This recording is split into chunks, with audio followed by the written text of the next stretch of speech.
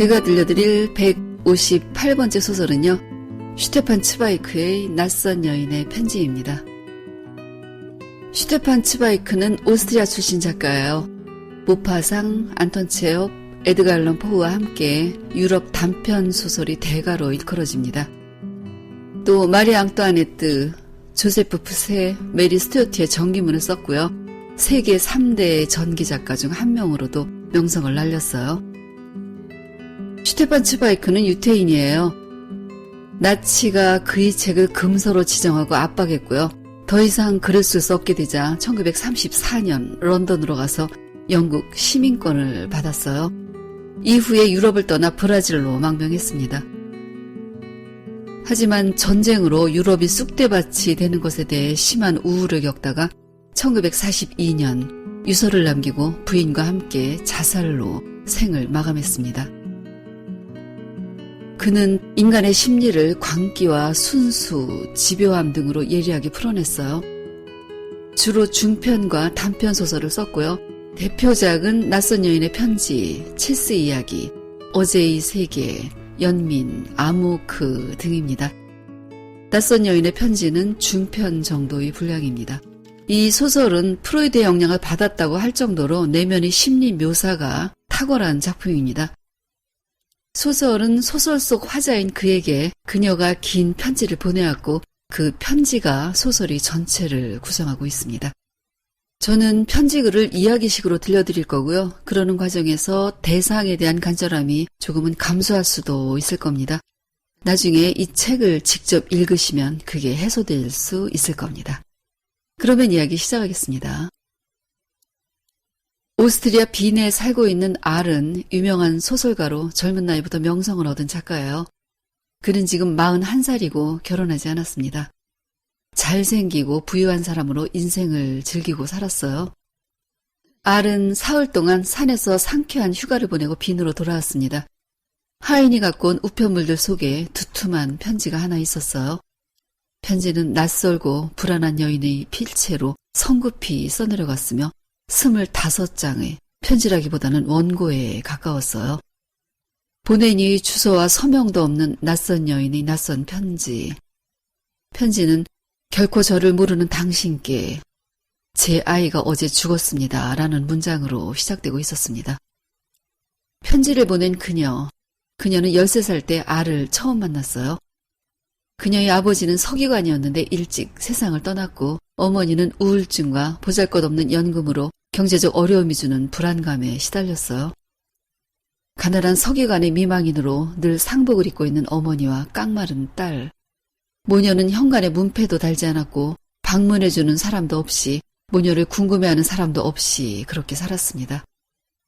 그녀가 13살이 되었을 때 알이 그녀가 사는 공동주택단지 바로 앞으로 이사를 왔습니다. 이사 올 사람이 작가이고 조용한 신사라고 했어요. 며칠 전부터 칠장이, 청소부, 도배장이들이 와서 수리를 했고 이 모든 작업을 하인이 관리 감독했습니다. 하인의 이름은 요한. 요한은 나이 들고 회색 머리에 진지하고 조용하고 꼼꼼해 보였어요. 동네 사람들은 공사기간 동안 요한의 태도에 감동했는데 그건 그 근방의 공동주택에서 하인을 보는 건 처음이었고 요한이 동네 모든 사람들에게 너무도 정중했기 때문이었어요. 이삿짐이 도착했을 때 아래 물건들은 지금까지 본 적이 없는 하나같이 독특한 것들이었습니다. 인도의 불상들, 이탈리아의 조각들, 커다란 그림들, 많고 좋은 책들. 책 중에는 프랑스어 영어 책도 있었어요. 그 많은 책들이 부드러운 가죽을 만져보고 싶었지만 손을 댈 용기는 없었습니다. 그녀가 갖고 있는 책이라고 해야 고작 12권. 그것도 너덜너덜한 마분지로 묶은 싸구려였으나 그녀는 책을 좋아해서 그걸 되풀이해 읽고 또 읽어왔습니다. 이렇게 훌륭한 책들을 가졌고 그것들을 다 읽었을 것이며 그 많은 언어를 알고 부유하고 학식이 풍부한 남자. 본 적도 없는 남자에 대해 일종의 신성에 가까운 경외심마저 들었어요. 그리고 알을 직접 보았습니다. 이사 오는 날 알은 그녀가 상상하던 남자가 아니었어요. 분명 나이 들고 안경을 낀 선량한 노인일 것으로 생각했었으나 그는 매혹적인 연갈색 운동복을 입고 특유의 소년 같은 발걸음으로 계단을 뛰어 올라왔습니다. 젊고 잘생기고 깃털처럼 날씬하고 우아한 젊은 남자. 그에게서는 양면성이 느껴졌어요. 열정적이고 경쾌하고 유희와 모험에 돌입하는 젊은이인 동시에 예술에 대해 진지하고 책임의식이 있는 사람. 밝은 세상을 향해 열린 면을 보이면서도 혼자만 알고 있는 어두운 면이 있는 이 깊은 양면성. 그녀는 한 존재의 신비에 마법같이 끌려 들어갔습니다. 그날부터 13살 소녀의 모든 시간은 오직 한 남자를 향했고 가련한 유년 시절 내내 알 외에는 다른 어떤 곳에도 관심을 두지 않게 되었어요. 오직 알의 삶, 알의 존재 주변만을 맴돌았습니다. 그녀는 매일 그를 관찰했어요. 알에게는 손님이 많이 찾아왔습니다. 친구들, 젊은이들, 때로는 남루한 대학생들, 자동차를 타고 오는 부인들, 유명한 지휘자, 예술가들. 어떤 날은 아침에 학교에 가다가 베일을 쓴 어떤 여인이 그의 집에서 나오는 것도 보았습니다. 그러다가 어느 날엔 집 앞에서 그와 부딪힐 뻔한 적이 있었는데 그는 따뜻하고 부드러운 눈빛으로 그녀를 쳐다보았어요.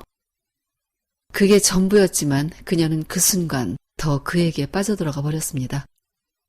그 눈빛이 애정의 표현이나 의지에서 비롯된 게 아니라 여인들을 마주칠 때 자연스럽게 나오는 친절함이라는 걸 그녀는 아직 어려서 파악하지 못했고 그저 자신만을 향한 친절함이라고 생각했어요.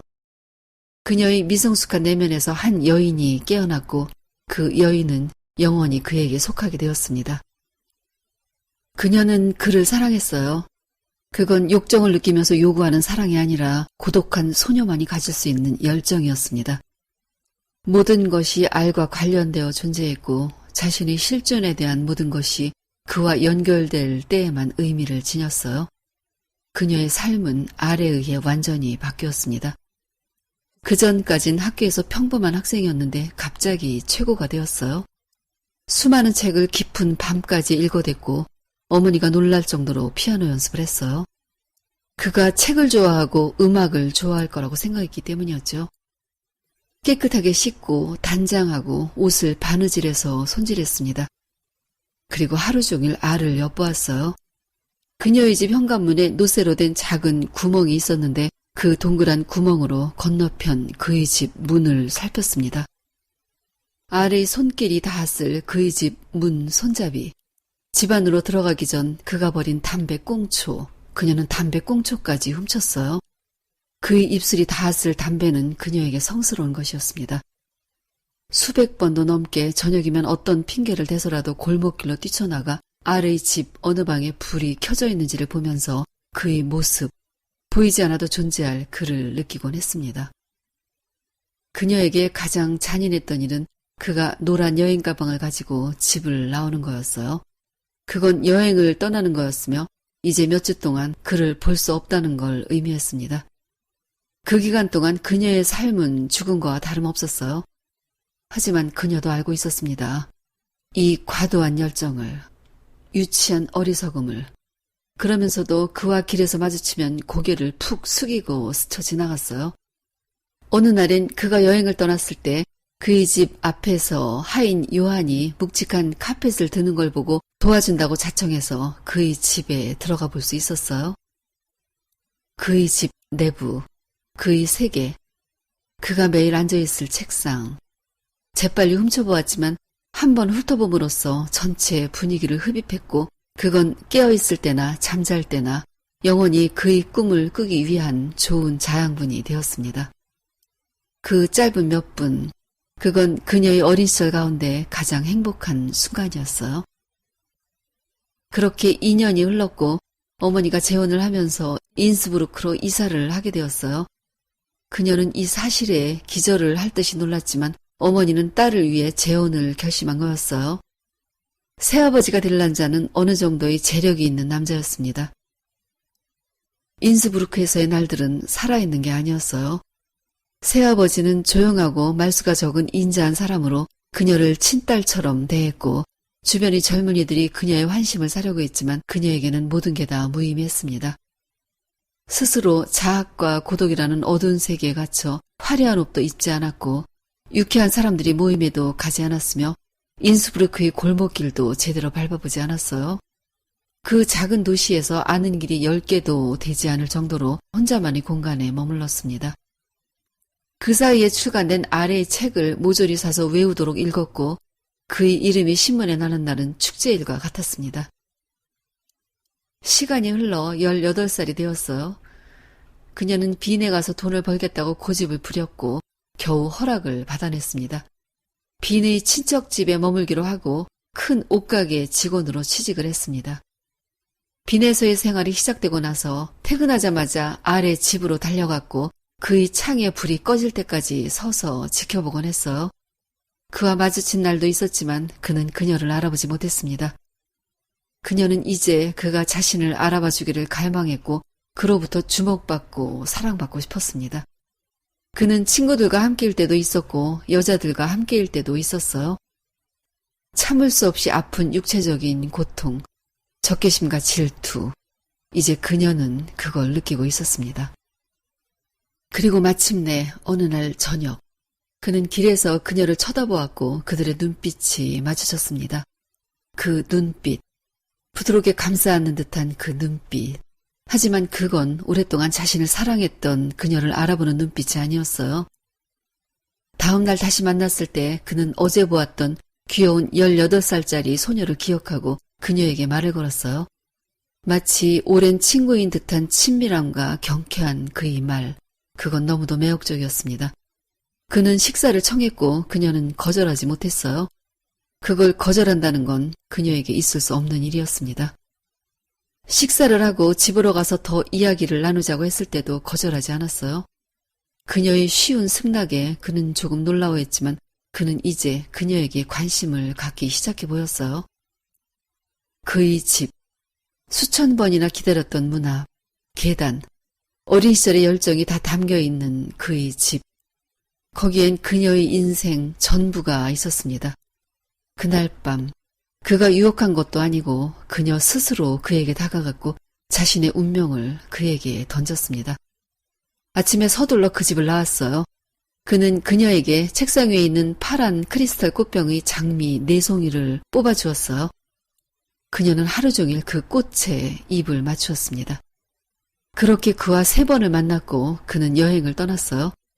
돌아오면 바로 연락하겠다고 했고 그녀는 이름을 알리고 싶지 않아서 사서함 주소를 알려주었어요. 그러나 그에게서는 연락이 오지 않았습니다. 그의 방 창문에 불이 밝혀져 있었는데도 그는 연락해 오지 않았어요. 그리고 그녀는 그의 아이를 임신한 것을 알았습니다.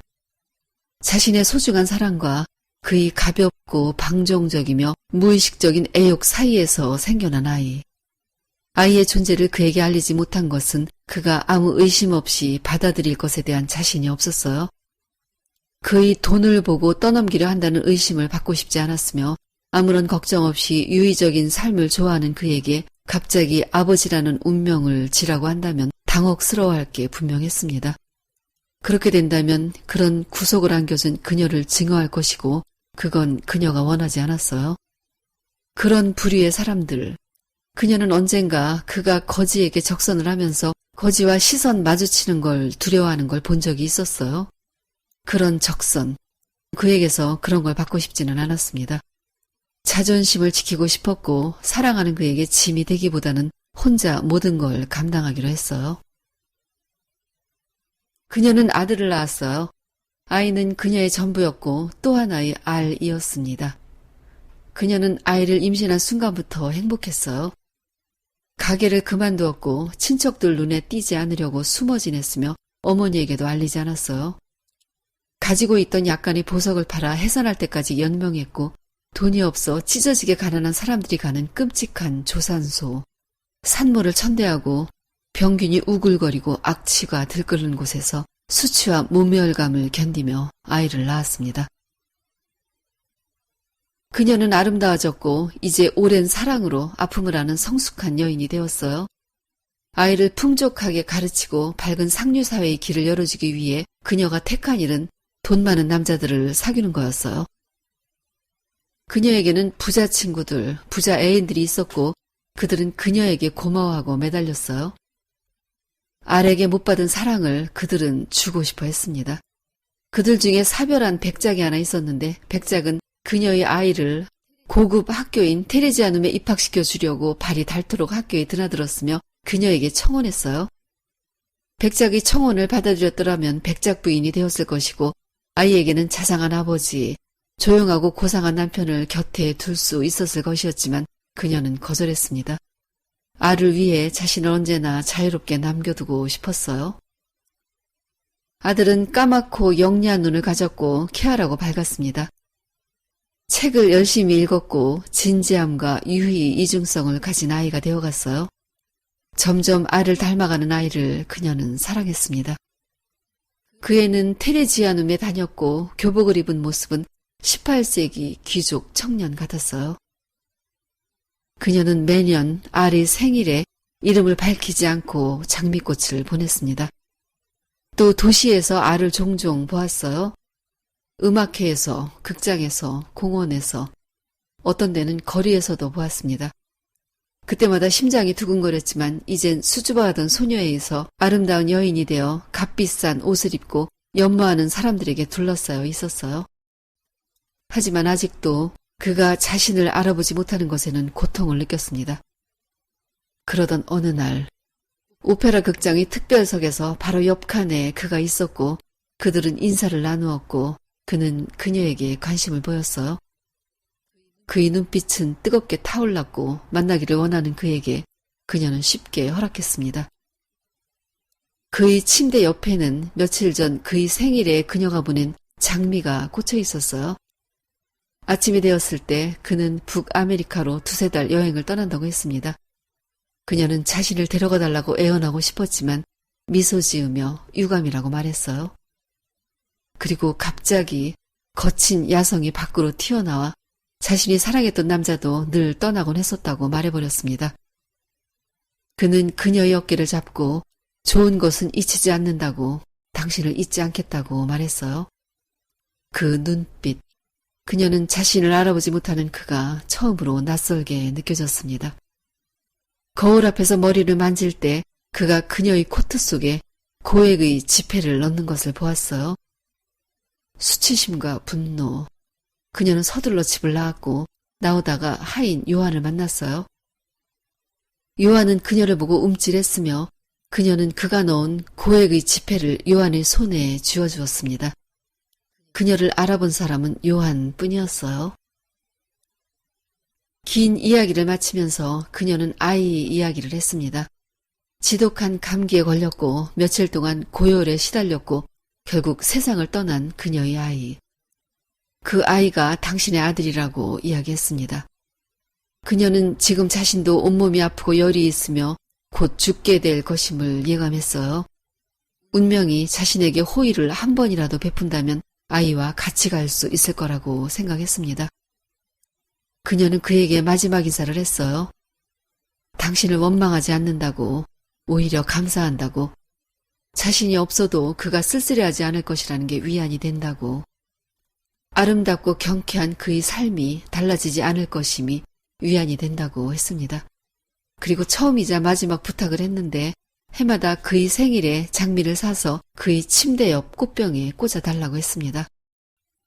1년에 한 번 세상을 떠난 사랑하는 여인을 위해 미사를 올리듯 더 이상 신을 믿지는 않지만 1년에 하루만 그렇게 해달라고 부탁했습니다. 그녀의 편지를 다 읽은 알은 오랫동안 생각에 잠겼어요. 혼란스러운 가운데 어렴풋한 기억이 떠오르는 것도 같았습니다. 이웃의 한 소녀, 한 아가씨, 한 여인. 그러나 그 기억은 너무도 흐릿했어요. 그리고 지난 몇 년 이래 처음으로 자신의 생일에 꽃병이 비어있다는 걸 그제야 보았습니다. 마지막 대목을 읽어드리겠습니다. 그는 깜짝 놀랐다. 갑자기 보이지 않는 문 하나가 활짝 열리면서 다른 세계로부터 차가운 기류가 자신의 평온한 공간으로 밀려오는 듯했다. 그는 어떤 죽음을 느꼈고 불멸의 사랑을 느꼈다. 그의 영혼 속에서 무엇인가가 터져 나오는 듯했다. 그는 눈으로 볼 수 없는 그 여인을 멀리서 들려오는 음악을 생각하듯 육체 없이도 정열적으로 생각했다. 소설은 여기까지입니다. 미련하고 고집스러운 사랑, 이 집착에 가까운 사랑은 지금 이 정서와는 괴리감이 있어요. 하지만 사랑에 빠진 심리 상태 자체는 변하지 않는 부분이 있습니다. 마주보고 있지 않은 사랑은 서로에겐 고통이에요. 13살 때부터 한 사람만을 사랑한 여자의 고백이 가엾은 건 그 고통의 비슷함을 어느 정도는 이해할 수 있기 때문일 겁니다. 그러면서도 집착이 무서운 건 사실이에요. 저는 이 소설을 읽으면서 살짝 이문열의 추락하는 것은 날개가 있다가 생각났어요. 사는 동안 대부분의 사람들은 멀면 지름길을 찾고요. 그 길에 장애가 있으면 멀더라도 돌아갔어요. 그러는 동안 아픔도 감수하고요. 손해도 감수했어요. 사랑도 때로는 그래야 할 겁니다. 당장의 아픔은 시간이라는 선물이 점점 옅어지게 할 거고요. 인연이 아니었다고 스스로를 위로하기도 하니까요. 그녀는 사랑하는 남자에게 자신의 존재를 밝히지 않았고 아이를 낳고도 숨겼어요. 아이가 죽고 자신의 죽음이 닥쳐오자 그제서야 존재를 밝히고 있습니다. 그녀의 자존심은 사랑보다 강했을 수도 있고요. 마음을 여는 데 있어서는 지독한 에고이스트였을 수도 있습니다. 더불어 살아가는 행복함보다 자신이 내면에 웅크린 자아를 절대로 꺼내지 않았어요. 자신을 학대하고 구속하고 그게 유일한 방법이라 생각했고 사는 동안 행복에서 멀리 있었습니다. 그러나 그 모든 게 혼자만의 허무한 몸짓이었죠. 알은 편지를 읽고 나서 그녀의 존재를 생각해내려 노력했지만 별 소득은 없었어요. 다만 눈으로 볼 수 없는 그 여인을 멀리서 들려오는 음악을 생각하듯 육체 없이도 정열적으로 생각할 수 있었습니다. 그건 사는 동안 사랑의 행위를 잠깐의 쾌락에만 의존해왔던 그에게는 대단한 변화겠고요. 앞으로의 삶에 영향을 미칠 수 있을지도 모르겠습니다. 낯선 여인의 편지. 어느 날 느닷없이 나에게 소환된 과거의 내 주변의 무엇. 그건 다 보기엔 불가능했던 풍경 같은 거 아닐까 합니다. 책임질 수 없고 기억할 수 없지만 그럼에도 내가 놓친 것. 내가 눈을 주지 못했던 그곳에 시간은 조금 지났지만 한번 가보면 되지 않을까요? 돌이킬 수 없는 과거고 지금의 삶을 해칠 수는 없으니까요. 그 풍경은 내가 아니었어도 분명히 누군가에 의해 묘사되고 찬사받았을 거라고 생각하는 건 어떨까요? 오늘은 여기까지입니다. 듣느라고 수고하셨어요. 좋은 책 가지고 다시 만나요.